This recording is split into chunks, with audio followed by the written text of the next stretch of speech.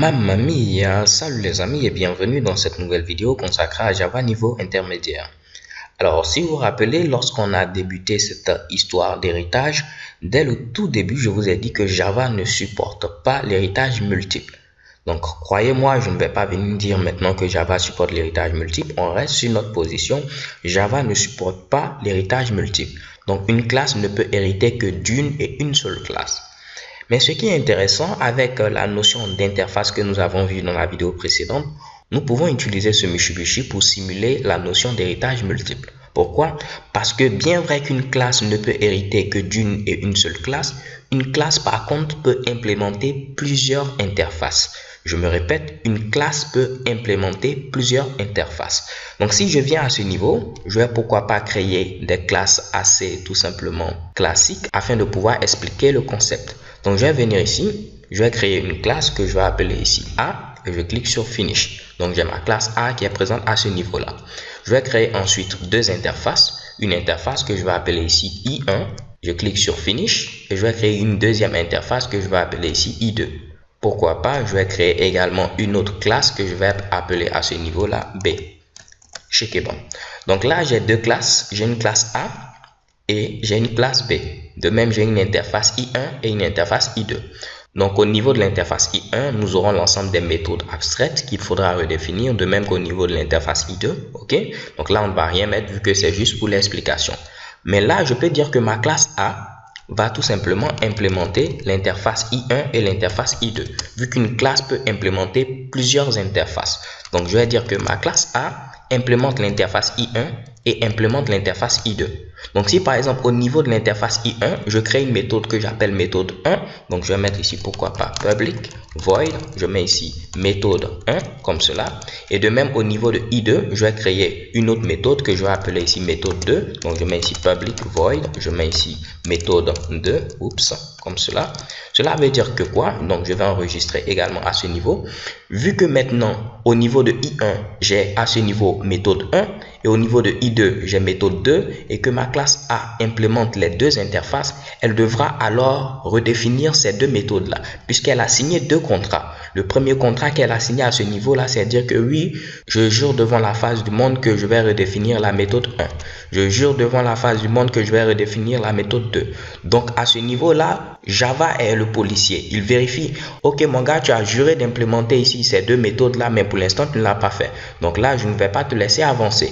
Et là, maintenant, si on ajoute ces deux méthodes, vous voyez, on a bel et bien implémenté deux interfaces. Et à ce niveau-là, il nous faudra redéfinir les deux méthodes qui sont présentes au niveau de chacune de ces interfaces. Donc les gars, ce que vous devez retenir de tout ce charabia-là, c'est qu'une classe peut implémenter plusieurs interfaces. Mais une classe ne peut hériter que d'une et une seule classe. Et là également, on pouvait combiner tout ce qu'on a vu précédemment. C'est-à-dire que la classe A va à ce niveau-là hériter de la classe B et implémenter ces deux interfaces-là. Donc, je pouvais mettre ici extends B. Donc, la classe A hérite de la classe B et implémente les deux interfaces. Ok, donc vous pourrez combiner tout ce qu'on a vu précédemment, extends et implement. Ce que vous devez savoir, c'est qu'il faudra mettre extends avant de mettre implement. Je ne peux pas venir dire que la classe A implémente les deux interfaces et après venir mettre ici mon fameux extends. J'aurai tout simplement une erreur parce que Java ne va pas comprendre. Donc vous devez mettre d'abord tout ce qui concerne l'héritage à ce niveau-là et ensuite vous pourrez implémenter les interfaces que vous souhaitez. Ok? Donc, je vais enlever ce Mitsubishi là. Et comme je le disais en tout début, avec la possibilité de pouvoir implémenter plusieurs interfaces, on pourra simuler l'héritage multiple. Alors, vous pouvez vous demander, mais pourquoi Java ne supporte pas l'héritage multiple? On va pourquoi pas le faire dans cette vidéo, même si ce n'était pas prévu, ça va être vraiment très fun. À ce niveau, c'est parce que généralement, lorsqu'on a la possibilité de pouvoir utiliser l'héritage multiple, cela peut envoyer certains problèmes. Le problème le plus connu, c'est le Diamond Problem. Je vais prendre pourquoi pas Paint à ce niveau-là et tenter de représenter ici ce fameux problème-là. On aura à ce niveau-là une classe A, donc je vais mettre ici A. Désolé, depuis le début je vous l'ai dit, j'écris vraiment très mal. On aura également une classe B qui est présente à ce niveau-là, une classe C et j'aurai également une classe D qui sera présente tout juste en bas. Je vais prendre maintenant ce fameux rectangle-là afin de pouvoir avoir ici quelques petits carrés autour de mes fameuses classes. Comme cela. Et check bon. Donc, j'ai ma classe A, ma classe B, ma classe C et ma classe D. On va supposer qu'on a la possibilité de pouvoir utiliser l'héritage multiple. Donc, je vais dire que quoi? Je vais dire que la classe B hérite de la classe A. Je vais dire également que la classe C hérite de la classe A. Donc, à ce niveau-là, pas de problème, on n'a pas de notion d'héritage multiple. La classe B hérite d'une seule classe, la classe C hérite d'une seule classe. Mais par contre, à ce niveau, je vais dire que la classe D va hériter à la fois de la classe B et va hériter également ici de la classe C. Donc là, on a notre héritage multiple dont je parlais. La classe D hérite à la fois de la classe B et hérite ici également de la classe C. Vous pouvez voir que cela ressemble un tout petit peu au diamant, raison pour laquelle on parle de diamond problem. Donc le problème du diamant. Diamond en français qui veut dire ici diamant. Alors le problème vient d'où? Vous avez votre classe D qui hérite de deux classes, la classe B et la classe C. Donc c'est-à-dire que votre classe D va faire quoi à ce niveau-là? Elle va hériter de tous les attributs et de toutes les méthodes qui sont présentes au niveau de la classe B et hériter de tous les attributs et de toutes les méthodes qui sont présentes au niveau de la classe C. Ok, donc là on va se dire qu'au niveau de la classe B, pourquoi pas, on a une méthode qui a pour nom R. Donc je vais prendre maintenant cela pour pouvoir écrire plus facilement. Donc au niveau de la classe B, on va se dire qu'on a une méthode R. Et de même au niveau de la classe C, on va se dire qu'on a une méthode R. Ok, pas de souci à ce niveau-là. Et notre classe D ne redéfinit pas ces différentes méthodes-là. Et on peut supposer que cette méthode R en question était définie au niveau de la classe A et qu'elle a été redéfinie par les sous-classes B et C. Ok, donc on avait une méthode R à ce niveau qui a été redéfinie au niveau de la classe B et redéfinie également au niveau de la classe C. Maintenant, qu'est-ce qui va se passer si l'utilisateur décide d'appeler ici la méthode R au niveau d'un objet de la classe D? Il ne saura pas s'il doit utiliser la méthode R de la classe B ou utiliser la méthode R de la classe C parce que notre classe D hérite ici de ces deux classes-là. Donc là, c'est le diamond problem.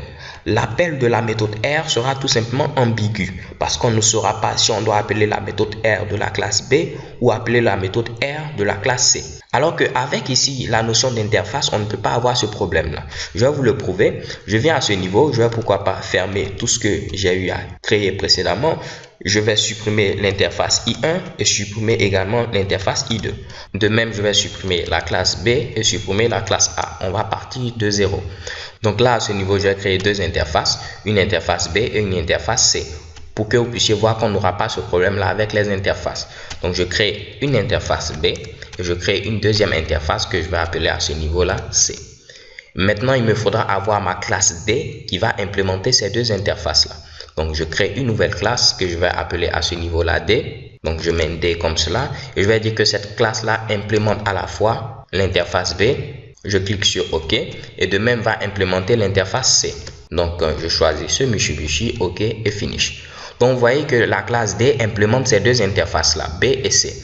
On va dire qu'au niveau de B, il faudra redéfinir une méthode R par exemple. Donc, je mets ici R. Et de même au niveau de C, il faudra redéfinir une méthode R. Donc, de même au niveau de C, je vais coller également cela. Donc, vous voyez qu'on a bel et bien une méthode R au niveau de B et une méthode R au niveau de C. Mais on n'aura pas le diamond problem. Pourquoi? Parce que si je viens à ce niveau-là, on n'aura ici qu'une seule méthode R qui sera implémentée. Alors, cela peut vous sembler bizarre, mais je vais vous l'expliquer. Qu'est-ce qu'on a dit? On a dit que les interfaces, ce sont des contrats. On vient à ce niveau, notre classe D a implémenté deux interfaces. Donc, notre classe D a signé deux contrats.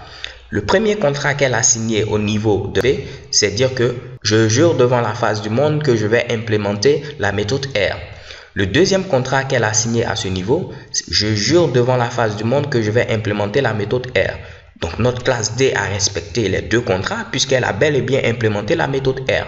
Donc là, on n'aura pas d'ambiguïté à savoir quelle méthode R il faudra appeler. Puisque là, au niveau des interfaces, cela ne fonctionne pas de la même manière que ce qu'on a vu au niveau de l'héritage, comme vous pouvez le voir. Alors les gars, c'est tout pour cette vidéo. J'espère que cette petite explication du diamond problem n'a pas ici mélangé les choses. Si tel est le cas, vous pouvez laisser cela, ne pas vraiment vous attarder à comprendre ce Mitsubishi. Mais je crois que c'est vraiment très simple et vous l'avez compris. Je vous donne donc rendez-vous à la vidéo suivante. Nous allons continuer ici notre apprentissage du langage Java. So thank you guys for watching. Don't forget to subscribe and have a nice day. Peace.